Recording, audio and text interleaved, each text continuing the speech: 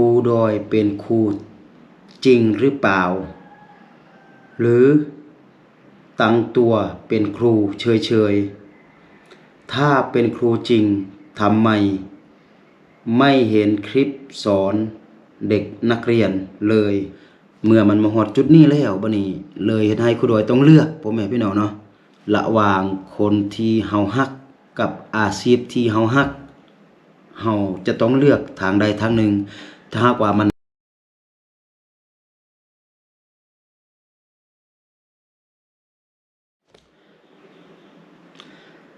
สบายดีและสวัสดีเด้อพี่น้องบ่ว่าจะอยู่ในประเทศและต่างประเทศเนาะก็ขอยินดีต้อนรับเข้าสู่ช่องครูดอยอีกคือเก่าคือเดิมพ่อแม่พี่น้องเนาะก็มื้อนี้มาอยู่กับครูดอยพ่อแม่พี่น้องอยู่เฮือนเนาะบ่ได้ออกไปไสพ่อแม่พี่น้องก็คือจะมาตอบคอมเมนต์ของ FC พ่อแม่พี่น้องเนาะเพิ่นคอมเมนต์อยู่ในช่องของครูดอยพ่อแม่พี่น้องเนาะเดี๋ยวครูดอยจะให้พ่อแม่พี่น้องได้เบิ่งก็คืออาจจะมีทั้ง FC เก่าแล้วก็ FC ใหม่พ่อแม่พี่น้องเนาะแต่ว่าบางทีก็ FC ใหม่เพิ่นก็อาจยังบ่ทันได้ฮู้พ่อแม่พี่น้องเอ้ยเนาะแล้วก็เพิ่นก็เลยคอมเมนต์พ่อแม่พี่น้องเนาะแต่ว่าบางท่านก็อาจน่าจะฮู้พ่อแม่พี่น้องเอ้ยเนาะนี่เพิ่นคอมเมนต์ว่าตัวนี้เนาะนี่ก็คือเพิ่นเห็นคลิปที่ว่าครูดอยพาลูกพาเมียไปรับจ้างเก็บหมักทั่วเรืองนั่นแหละพ่อแม่พี่น้องเนาะเพิ่นก็เลยคอมเมนต์ก็คือว่าแบบนี้เนาะครูดอยเป็นครูจริงหรือเปล่าหรือตั้งตัวเป็นครูเฉยๆถ้าเป็นครูจริงทำไมไม่เห็นคลิปสอนเด็กนักเรียนเลยหรือตั้งชื่อตัวเองว่าครูดอยถ้าเป็นครูทำไมถึงพาลูกเมียมารับจ้างเก็บทัวร์เนาะก็ตัวนี้เป็นคอมเมนต์ที่ว่า FC คอมเมนต์อยู่ในคลิปที่ว่าครูดอยพาลูกพาเมียไปรับจ้างเก็บมักทั่วพ่อแม่พี่น้องเนาะก็ถ้าหากว่าท่านใดเคยติดตามครูดอยตั้งแต่ครูดอยเริ่มเฮ็ด YouTube แล้วก็ตั้งแต่ครูดอยยังสอนอยู่ที่โรงเรียนม.ส.ปรุงราษฎร์ก็น่าจะเข้าใจเนาะว่าตอนนี้ครูดอยเป็นครูหรือว่าบ่เป็นครูแล้วก็ย้อนหยังจึงตกมาสภาพแบบนี้นะพ่อแม่พี่น้องเนาะก็คือครูดอยก็เลยจะใส่คลิปตัวนี้อธิบายให้ FC เพิ่นเข้าใจเนาะว่าเป็นหยังที่ว่าครูดอยบ่เอาคลิปที่ว่าครูดอยสอนนักเรียนลงหรือว่าเป็นอะไรเนาะก็คือจะใส่คลิปตัวนี้ตอบบรรดา FC เนาะเพราะว่ามันมีหลายคนพ่อแม่พี่น้องที่ว่าถามครูดอยว่าบ่เห็นครูดอยสอนนักเรียนน่ะพ่อแม่พี่น้องเนาะก็คือครูดอยเป็นครูตั้งแต่ปี2014-15นั่นแหละพ่อแม่พี่น้องเนาะจนมาฮอดปี2023-24นั่นแหละพ่อแม่พี่น้องเนาะก็คือครูดอยเป็นครูมาได้อยู่9ปีพ่อแม่พี่น้องเนาะเดี๋ยวครูดอยจะให้พ่อแม่พี่น้องได้เบิ่งรูปเนาะตอนที่ว่าครูดอยเป็นครูแล้วก็ครูดอยค่อยอธิบายเนาะก็ถ้าหากว่าท่านใดอยากรู้เหตุผลก็จะต้องได้ฟังคลิปตัวนี้จนจบพ่อแม่พี่น้องเนาะเพราะว่ามันจะมีรายละเอียดแล้วก็เป็นหยังมันจึงตกอยู่ในสภาพแบบนี้นะเนาะนี่เนาะก็ตามนี้ก็เป็นรูปที่ว่าตอนที่ว่าครูดอยเป็นครูเนาะใส่ชุดครูเนาะเดี๋ยวครูดอยให้พ่อแม่พี่น้องได้เบิ่งเนาะก็เป็นรูปตอนที่ว่าครูดอยยังสอนอยู่ที่ เมืองผาอุดมพ่อแม่พี่น้องเอ้ยเนาะเป็นครูกับตัวนี้ก็เป็นรูปที่ว่าครูดอยได้ครับรางวัลพ่อแม่พี่น้องเนาะนี่ก็เป็นผอทางโรงเรียนเพิ่นมอบให้พ่อแม่พี่น้องเนาะรับรางวัลแล้วก็จะมีได้รับใบย่องย่อหรือว่าใบเกียรติคุณพ่อแม่พี่น้องเนาะตัวนี้เป็นใบย่องย่อพ่อแม่พี่น้องเนาะนี่ก็เป็นรูปครูดอยตอนมือวันที่7ตุลาวันครูแห่งชาติเนาะได้ดอกไม้ได้ของขวัญจากน้องนักเรียนเพิ่นเอามาให้พ่อแม่พี่น้องเอ้ยเนาะก็ตัวนี้ก็เป็นรูปที่ว่าตอนครูดอยยังเป็นครูเนาะก็ตอนนี้ก็คือครูดอยบ่ได้เป็นครูแล้วพ่อแม่พี่น้องเนาะเหตุผลก็ย้อนว่าตอนนั้นตอนที่ว่าครูดอยเป็นครูก็คือครูดอยเป็นครูอาสาพ่อแม่พี่น้องเอ้ยเนาะครูดอยเป็นครูอาสามาได้9ปีพ่อแม่พี่น้องเนาะโดยที่ว่าบ่ได้เข้ารัฐกรพ่อแม่พี่น้องเอ้ยเนาะแล้วก็ในช่วงตอนนั้นก็คือการที่ว่าเฮาเป็นครูอาสาก็คือมันบ่มีเงินเดือนพ่อแม่พี่น้องเนาะก็คือครูดอยสอนอยู่9ปีโดยที่ว่าบ่มีเงินเดือนบ่มีค่าตอบแทนพ่อแม่พี่น้องเนาะก็คือสอนฟรีทุกสิ่งทุกอย่างที่ว่าครูดอยเฮ็ดก็คือฟรีเบิดพ่อแม่พี่น้องเนาะในเวลา9ปีเนาะแต่ว่าช่วงตอนนั้นก็คือครูดอยยังบ่ได้มีลูกมีเมียเทื่อพ่อแม่พี่น้องเอ้ยเนาะครูดอยก็มีหยังก็อยู่ไปกินไปหาแดกินแดพ่อแม่พี่น้องเอ้ยเนาะก็ช่วงที่ว่าวันเสาร์วันอาทิตย์ครูดอยก็ไปรับจ้างไปหาเงินเนาะได้มาก็บรรเทาชีวิตอยู่ไปวันๆเพราะว่าอยู่ตัวคนเดียวพ่อแม่พี่น้องเอ้ยเนาะแล้วก็อาชีพครูเป็นอาชีพที่ว่าครูดอยฮักเป็นอาชีพที่ว่าครูดอยมักที่สุดพ่อแม่พี่น้องเนาะมักสอนมักอยู่กับเด็กน้อยแบบนี้นะพ่อแม่พี่น้องเนาะ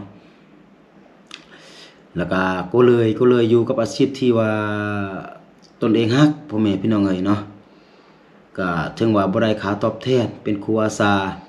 แต่ว่าก็ยังสอนอยู่หั่นเพราะว่าเป็นอาชีพที่ว่าตนเองฮักเนาะมีอุดมการณ์ของตนเองแบบนี้นะพ่อแม่พี่น้องเนาะก็สอนมา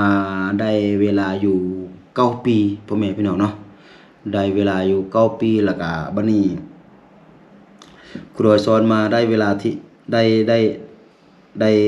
8ปีแล้วก็ปีที่9ก็คือครูดอยก็มีเมียพอดีเนาะก็คือครูดอยก็ได้เมียก็คือน้องพิงนี่แหละพ่อแม่พี่น้องเนาะก็คือหลังจากครูดอยมีเมียพ่อแม่พี่น้องเนาะมีเมียแล้วก็2คนเฮาก็สู้ไปนํกันนั่นแหละพ่อแม่พี่น้องเนาะครูดอยกับน้องพิงก็ครูดอยก็ไปสอนน้องพิงก็สอนรับจ้างโน่นนั่นนี่แหละเนาะจนกว่าน้องพิงปีที่9เนาะปีที่8ที่ว่าครูดอยเริ่มคบกับน้องพิงแล้วก็เอาน้องพิงเนาะพ่อแม่พี่น้องเนาะแล้วก็เป็นเมียแล้วก็อยู่ฮอดปีที่9พ่อแม่พี่น้องเนาะมาฮอดปีที่2ที่ว่าครูดอยกับน้องพิงเอากันพ่อแม่พี่น้องเอ้ยเนาะแล้วก็น้องพิงก็เริ่มมานเริ่มมีน้องเริ่มมีลูกนี่แหละพ่อแม่พี่น้องเนาะก็มานลุงอิงนี่แหละแล้วก็เลยเฮ็ดชีวิตของครูดอยนี่ก็คือมันเริ่มเปลี่ยนไปทีละหน่อยพ่อแม่พี่น้องเนาะเพราะว่าถ้าหากว่าครูดอยกับน้องพิงยังบ่ทันมีลูกเนาะแล้วก็ครูดอยก็ยังเป็นครูสอนน้องพิงก็ยังสามารถไปรับจ้างโน่นนั่นนี่ได้นะพ่อแม่พี่น้องเนาะแต่ว่าหลังจากก็คือน้องพิงมีลูกก็คือมานลูกก็คือมันก็จากเดือน1 2เดือน3เดือน4เดือนมันก็เริ่มใหญ่ไปทิกๆกันนะพ่อแม่พี่น้องเนาะแล้วก็บัดนี้ครูดอยก็เบิ่งก็บ่อยากให้น้องพิงกันไปเฮ็ดเวียกบ่อยากให้น้องพิงกันไปรับจ้างพ่อแม่พี่น้องเนาะเพราะว่ามานลูกแล้วก็มันค่อนข้างที่ว่ามันอันตรายแหละพ่อแม่พี่น้องนะถ้าว่าเฮาไปเฮ็ดเวียกหนักมันก็สิบ่ดีต่อลูกนั่นแหละพ่อแม่พี่น้องเนาะแล้วบัดนี้เริ่มเฮ็ดให้ชีวิตการเป็นอยู่การใช้จ่ายแต่ละมื้อพ่อแม่พี่น้องเนาะเริ่มยากไปติ๊กๆพ่อแม่พี่น้องเนาะเพราะว่ามันบ่คือตอนครูดอยอยู่คนเดียวก็คือมีหยังก็กินบ่มีหยังก็ยาแต่ว่าบัดนี้น้องพิงก็เป็นคนมารแดก็อยากสอกเงินก็คือซื้อของครบของกินตัวที่ว่ามันมีบำรุงมาให้น้องพิงกินพ่อแม่พี่น้องเนาะบัดนี้มาฮอดปีที่9บัดนี้ น้องพิงเกิดลูกปุ๊บบัดนี้เนาะบัดนี้เกิดลูกเป็นลุงอิงนี่แหละพ่อแม่พี่น้องเนาะแล้วก็บัดนี้การใช้ชีวิตมันก็แฮงยากไปตื่มพ่อแม่พี่น้องเนาะก็หลักๆก็คือครูดอยสอนแล้วก็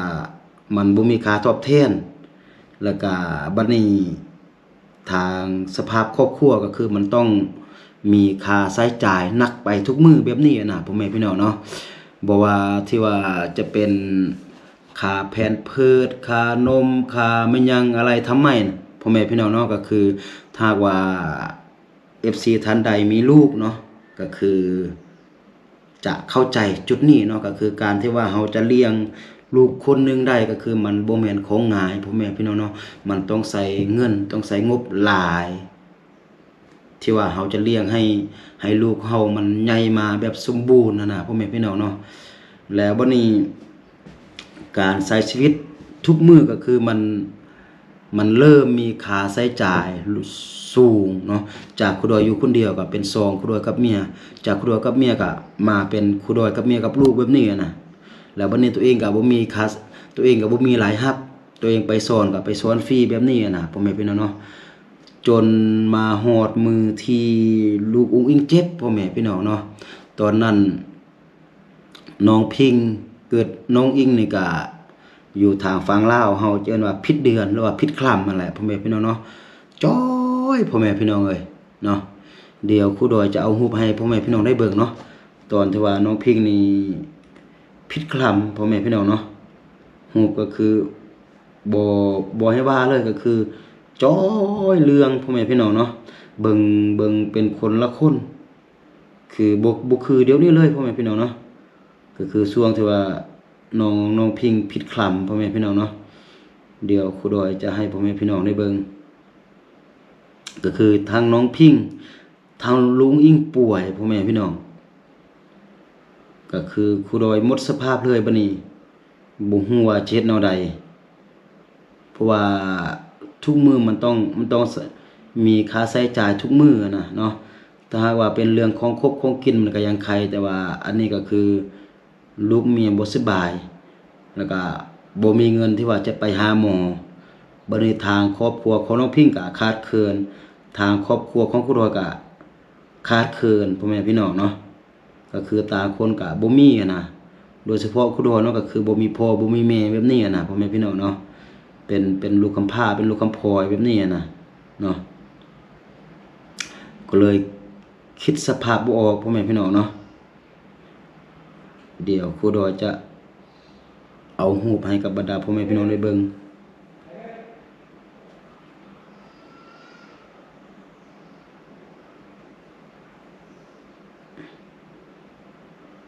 นี่เนาะเป็นรูปที่ว่าน้องพิง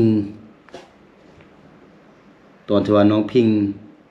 เกิดลูกอิงแล้วก็ผิดเดือนพ่อแม่พี่น้องเนาะเดี๋ยวครูดอยจะเอาขึ้นหน้าจอให้กับบรรดาพ่อแม่พี่น้องได้เบิ่งเนาะคือจอยเรืองแล้วก็ดำพ่อแม่พี่น้องเนาะ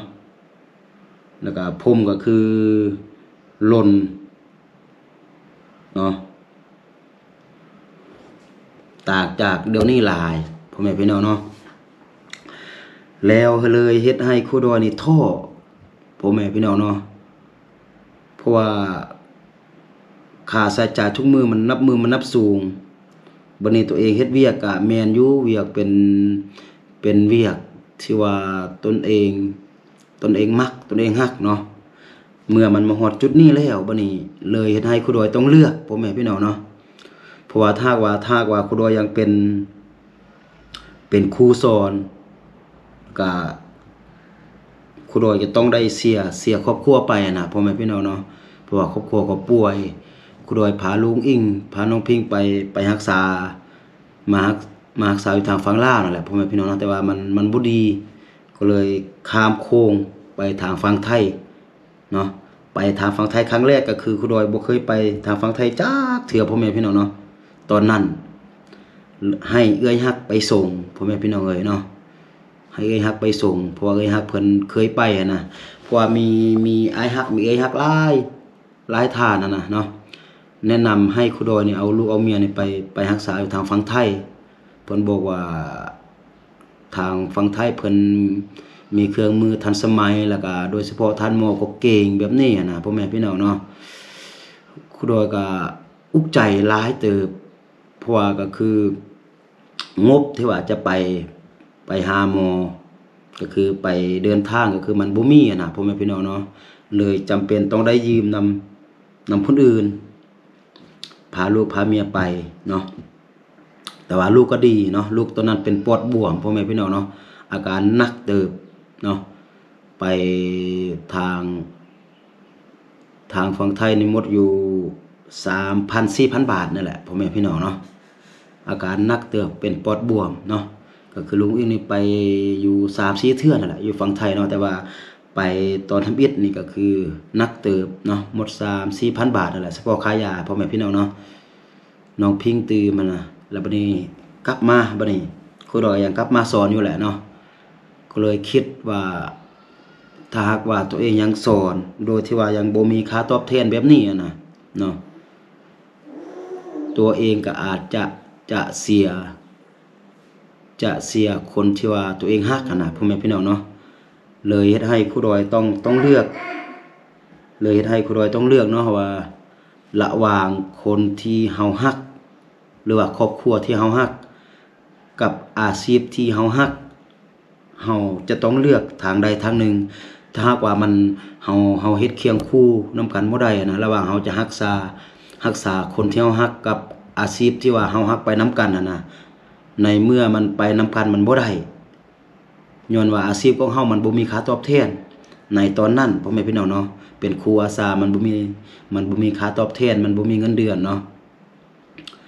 เลยให้ครูดอยต้องเลือกเนาะระหว่างอาชีพที่ตนเองฮักกับคนที่ตนเองฮักว่าจะเลือกอันใดเนาะก่อนที่ว่าครูดอยจะตัดสินใจก็โอ้โทพ่อแม่พี่น้องบ่แม่นง่ายเนาะต้องได้คิดเป็นอาทิตย์เป็นเดือนพุ่นแหละครูดอยก็ถามเมียเนาะถามน้องพิงว่าเฮ็ดแนวใดเดี๋ยวนี้เนาะถ้าหากว่าครูดอยยังสอนอยู่แบบนี้มันอาจสิบ่รอดนะเนาะการใช้ชีวิตเนาะบางเทื่อก็ลูกเจ็บลูกเป็นเพิ่นลูกก็เริ่มใหญ่ก็ถ้าว่าลูกอยากได้โน่นนั่นนี่อยากกินขนมคือลูกคนอื่นเลยเฮาเช็ดแนวใดนะถ้าว่าจะปล่อยน้องพิงไปหาเงินคนเดียวก็น้องพิงก็เป็นผู้หญิงมันก็เป็นไปบ่ได้นะพ่อแม่พี่น้องเนาะมันมาถึงจุดต้องเลือกครูดอยก็เลยตัดสินใจพ่อแม่พี่น้องเนาะตัดสินใจออกจากครูอาสาประมาณปี2023-24นั่นแหละพ่อแม่พี่น้องเนาะก็ได้อยู่ปีปลายหรือว่า2ปีนี่แหละที่ว่าครูดอยออกครูพ่อแม่พี่น้องเนาะเพราะว่าถ้าว่าบ่ออกก็คือครอบครัวมันก็ไปต่อบ่ได้พ่อแม่พี่น้องเอ้ยเนาะโดยเฉพาะเวลาลูกเมียเจ็บเป็นนี่ก็คือเฮาบ่มีเงินที่ว่าจะไปรักษามันก็เลยค่าพ่อแม่พี่น้องเนาะครูดอยก็เลยตัดสินใจออกจากอาชีพครูพ่อแม่พี่น้องเนาะตอนนั้นก็มีครูคิวมีทีมงานเนาะครูดอยก็เริ่มเฮ็ด YouTube นี่แหละมันเล็กมันน้อยนี่แหละก็ถ้าคิดว่าสิเฮ็ดลิ้นก็ทำอิฐก็คิดว่ามันจะบ่ได้เบี้ยบ่ได้เงินแบบนี้พ่อแม่พี่น้องเนาะครูดอยก็เฮ็ดตามที่ว่าตนเองมักนั่นแหละเนาะมักในการลงคลิปมักในการออกคลิปเฮ็ดคลิปแบบนี้นะพ่อแม่พี่น้องเนาะแล้วก็มาเจอครูคิวเนาะครูคิวก็ส่วนครูดอยมาเป็นสายบุญแบบนี้นะเนาะถึงว่าบ่ได้เป็นครูแต่ว่าเฮามาเป็นสายบุญเฮาก็ไปช่วยเหลือเด็กน้อยเด็กด้อยโอกาสหรือว่าครอบครัวที่ว่าทุกข์จนแบบนี้นะเนาะมันก็คือการช่วยเหลือมันก็เปรียบกับเป็นครูคือกันนั่นแหละพ่อแม่พี่น้องเนาะเพราะว่าเฮาก็บ่ได้สอนโดยตรงเฮาก็สอนทางอ้อมแบบเด็กด้อยโอกาสบ่สิที่ว่าเฮาไปช่วยเหลือเฮาก็คอยสอนเพื่อชีวิตของเขาเจ้าจะดีขึ้นในภายหน้านะพ่อแม่พี่น้องเนาะโดยก็มาเฮ็ด YouTube จนมาฮอดปัจจุบันนี้พ่อแม่พี่น้องเอ้ยเนาะก็ช่วงมาเฮ็ดตอนใหม่ๆก็แม้กระทั่งบอนอยู่ที่อยู่ก็บ่มีพ่อแม่พี่น้องเนาะก็จนว่ามาเจออ้ายฮักพ่อแม่พี่น้องเนาะก็ตอนทำอิฐก็คือครูดอยสิออกครู สิออกแล้วก็ยังบ่มีบ่อนอยู่บ่มีบ่อนหลับบ่อนนอนพ่อแม่พี่น้องเนาะก็จะต้องได้ไปเซาเพิ่นอยู่ก่อนนะพ่อแม่พี่น้องเอ้ยเนาะแล้วก็มาเจออ้ายฮักบ่อนที่ว่าเฮือนบ่อนที่ว่าครูดอยอยู่ที่พร้าวดมนั่นแหละพ่อแม่พี่น้องเนาะอ้ายฮักเพิ่นก็ชวนให้มาอยู่นํเพิ่นก็บอกว่ามาอยู่นํกันมีแต่ช่วยกันใส่ค่าฟอกค่าไฟบ่ให้เซามันหยังหั่นน่ะพ่อแม่พี่น้องเนาะก็ครูดอยกับเมียก็โชคดีหลายที่ว่า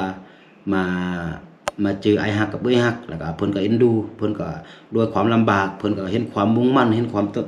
ตั้งใจของครูดอยนี่แหละพ่อแม่พี่น้องเนาะเพิ่นก็ให้มาอยู่นํแล้วก็ฮักครูดอยก็คือกับน้องพิงน่ะคือน้องสายน้องสาวแท้ๆนั่นแหละเพิ่นก็ฮักแบบนั้นน่ะนะตอนบ่มีเงินเพิ่นก็ปันให้จ่ายแล้วก็ครูดอยก็มาเป็นสะพานบุญเนาะมาเป็นสะพานบุญอยู่ทางซองของ YouTube นี่แหละพ่อแม่พี่น้องเนาะเป็นยูทูบเบอร์ร่วมกับทีมงานแล้วก็บัดนี้ก็เริ่มมีคนรู้จักครูดอยหลายขึ้นมีพ่อฮักมีแม่แพงพ่อแม่พี่น้องเอ้ยเนาะเพิ่นก็เห็นชีวิตการเป็นอยู่ของครูดอยว่าผ่านมาครูดอยใช้ชีวิตแบบใดอยู่จังใดกินจังใดนะจึงมาฮอดจุดนี้กว่าที่ว่าจะมาฮอดจุดนี้ก็คือมันลำบากส่ำใดนะเนาะแล้วบัดนี้ก็มีพ่อฮักแม่แพงหลายฐานเนาะที่ว่าเพิ่นเอ็นดูเพิ่นฮักครูดอยกับลูกกับเมียพ่อแม่พี่น้องเนาะเพิ่นเอ็นดูเพิ่นแพงครูดอยกับเมียพ่อแม่พี่น้องเอ้ยเนาะเพิ่นก็ให้ความช่วยเหลือครูดอยกับลูกกับเมียหลายเติบพ่อแม่พี่น้องเนาะก็คือถ้าว่าครูดอยจะอาศัยเงินจาก YouTube มาตั้งเนื้อตั้งตัวก็คือมันบ่ได้พ่อแม่พี่น้องเอ้ยเนาะครูดอยเว้าได้เต็มปากก็คือเฮือนหลังนี้พ่อแม่พี่น้องเนาะเฮือนหลังปัจจุบันที่ว่าครูดอยอาศัยอยู่นี่เนาะถ้าหากว่าบ่มีผู้ใจบุญพอฮักแม่แพงเพิ่นอยู่ต่างประเทศช่วยเหลือครูดอยพ่อแม่พี่น้องเนาะเฮือนหลังนี้ก็คือจะบ่เกิดขึ้นเด็ดขาดอีก5ปีบ่อีก10ปีบ่ฮู้ว่าครูดอยจะมีเฮือนซ้ำนี้หรือบ่พ่อแม่พี่น้องเนาะก็คือก็มีพ่อฮักแม่แพงเพิ่นนี่แหละเพิ่นก็เห็นครูดอยอยู่กับอ้ายฮักเอ้ยฮักเนาะเพิ่นก็หลายทางเพิ่นก็ช่วยกันคนละเล็กคนละน้อยพ่อแม่พี่น้องเนาะแล้วก็จนได้ดินแล้วก็ตั้งเฮือนนี่แหละเนาะก็ส่วนหลายก็เป็นเงินของผู้ใจบุญเนาะก็คือเป็นพ่อฮักแม่แพงพ่อฮักแม่ฮักพ่อแม่พี่น้องเนาะที่ว่าเพิ่นเอ็นดูครอบครัวของครูดอยเนาะครอบครัวก็ของครูดอยก็ป้าโทพ่อแม่พี่น้องเนาะโชคดีหลายเนาะก็น่าจะเป็นผลที่ว่าครูดอยตั้งใจพ่อแม่พี่น้องเนาะครูดอยตั้งใจเฮ็ดความดีโดยที่ว่าครูดอยบ่ได้หวังสิ่งตอบแทนมันหยังเลยเนาะแต่ว่าพ่อฮักแม่แพงเพิ่นก็เห็นความดีของครูดอยในจุดนี้พ่อแม่พี่น้องเนาะเพิ่นก็ช่วยเหลือครูดอยมาตลอดพ่อแม่พี่น้องเนาะจนครูดอยมาได้เฮือนหลังนี้เนาะถึงว่ามันจะบ่สมบูรณ์ 100% พ่อแม่พี่น้องเนาะแต่ว่ามันก็พอได้หลับได้นอนเนาะคนที่ว่ายังบ่มีสำนึกก็ยังมีหลายแต่ว่าได้เฮือนสำนึกก็คือถือว่าโอเคเป็นที่เรียบร้อยพ่อแม่พี่น้องเนาะสำหรับครูดอยถ้าว่าครูดอยสร้างคนเดียวหาคนเดียวก็คืออีกประมาณ5ปี10ปีก็บ่ฮู้ว่ามันสิได้เฮือนสำนึกหรือบ่นะถ้าหากว่าบ่มีพ่อฮักแม่แพงเพิ่นช่วยครูดอยพ่อแม่พี่น้องเนาะก็ตัวนี้เนาะก็คือสรุปสั้นๆก็คือตอนนี้ครูดอยบ่ได้เป็นครูพ่อแม่พี่น้องเนาะก็ตอนนี้ครูดอยบ่ได้เป็นครูมาเป็นปี52ปีแล้วพ่อแม่พี่น้องเนาะเนื่องจากทางด้านครอบครัวมันบ่อำนวยความสะดวกเนาะค่าใช้จ่ายพ่อแม่พี่น้องเนาะก็คือไปต่อบ่ไหวเนื่องจากว่าช่วงครูดอยเป็นครูอาสามันบ่มีเงินเดือนเนาะแต่มาช่วงปีแล้วพ่อแม่พี่น้องเนาะหลังจากครูดอยออกจากครูอาสาปุ๊บพ่อแม่พี่น้องเนาะแล้วบัดนี้ทางครูอาสาแล้วก็ทางภาคส่วนที่ทางภาคส่วนที่เกี่ยวข้องพ่อแม่พี่น้องเนาะก็คือหลังจากครูดอยหลังจากที่ว่าครูดอยออกจากครูได้อยู่ระยะหนึ่งเนาะแล้วก็มาปีแล้วนี่ก็คือ ครูอาสาเริ่มได้เงินเดือนพ่อแม่พี่น้องเนาะก็มาปัจจุบันนี่ก็คือครูอาสาก็มีเงินเดือนกินเป็นที่เรียบร้อยพ่อแม่พี่น้องเนาะก็คิดว่าครูดอยบ่มีดวงบ่มีวาสนาที่จะเป็นครูพ่อแม่พี่น้องเนาะเพราะว่าตอนที่ว่าครูดอยสอนมา9 ปีก็คือมันบ่มีค่าตอบแทนบ่มีเงินเดือนให้ครูอาสาเนาะแต่หลังจากที่ว่าครูดอยออกจากครูอาสาปุ๊บเนาะอยู่ระยะหนึ่งก็คือปัจจุบันนี้ก็คือครูอาสาอยู่ทางฝั่งลาวเฮาก็มีเงินเดือนกินเป็นที่เรียบร้อยพ่อแม่พี่น้องเนาะตอนนี้ก็คือบ่ว่าจะเป็นครูอาสาบ่ว่าจะเป็นครูรัฐกรก็คือได้เงินเดือนกินเป็นที่เรียบร้อยเนาะแต่ว่าครูอาสาจะต่างจากครูรัฐกรก็คือจะกินเฉพาะเงินเดือนพื้นฐานของพนักงานเนาะก็คือมันจะบ่มีเงินตำแหน่งบ่มีเงินอายุการแบบนี้นะพ่อแม่พี่น้องเนาะแต่ว่าครูอาสาจะกินแต่เฉพาะเงินเดือนพื้นฐานของพนักงานเนาะแต่ว่ามันก็ยังไข่มันก็ยังแคว้นตอนที่ว่าครูดอยสอนมันบ่มีเงินเดือนเนาะถ้าว่าตอนที่ว่าครูดอยสอนตอนนั้นถ้าว่ามันมีค่าตอบแทนแบบนี้บางเทื่อครูดอยก็อาจจะยังบ่ได้ออกการเทื่อก็มีนะพ่อแม่พี่น้องเนาะตัวนี้ก็บ่ฮู้แต่ก็บ่เป็นหยังก็คิดว่าครูดอยก็บ่มีบุญวาสนาที่ว่าจะได้รับราชการจะได้เป็นพนักงานคือเพิ่นพ่อแม่พี่น้องเนาะก็จะได้พาลูกพาเมียอยู่แบบนี้มีหยังบ่มีหยังก็จะได้หากันไปเนาะอยู่กันไปหากันไปบรรเทาชีวิตไปวันๆพ่อแม่พี่น้องเนาะก็จะประมาณนี้พ่อแม่พี่น้องเนาะสำหรับคลิปนี้ก็คือจะมาตอบ FC เนาะก็คือปัจจุบันนี้ครูดอยบ่ได้เป็นครูมาเป็นปี1หา2 ปีแล้วเนาะแต่ว่าเมื่อก่อนตอนที่ว่าครูดอยตั้ง YouTube ตัวนี้ก็คือครูดอยยังเป็นครูอยู่เป็นครูอาสาสอนอยู่ที่ดอยพุ่นแหละพ่อแม่พี่น้องเนาะจากเมืองวิสายไปเป็นทางดอยทางฝุ่นนั่นแหละก็เป็นที่มาของครูดอยย้อนว่าครูดอยไปสอนบ่อนมันห่างไกลพ่อแม่พี่น้องเอ้ยเนาะบ่อนมันห่างไกลบ่อนมันลำบากบ่อนที่ว่ามันยังบ่พัฒนาเทื่อบ่อนอยู่เขตดอยเนาะครูดอยก็เลยตั้งชื่อมาเป็นครูดอยพ่อแม่พี่น้องเนาะแต่หลังจากที่ว่าครูดอยออกจากครู